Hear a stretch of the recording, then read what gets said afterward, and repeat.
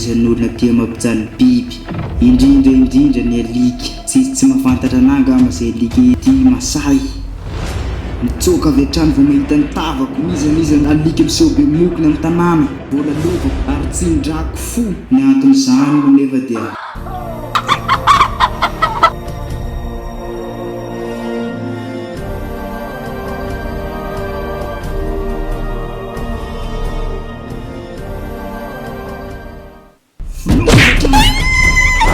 ndray alina raha sendra natory anofy zao ny anjay alika katositra tsy midrako fora alika ny maraina tena tsy napoizy mitampoka tsy mahalehilahy natotoko tamotany eo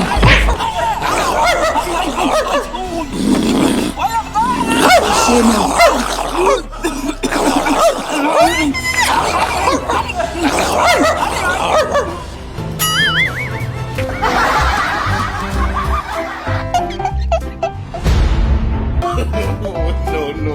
No. Tiavony biby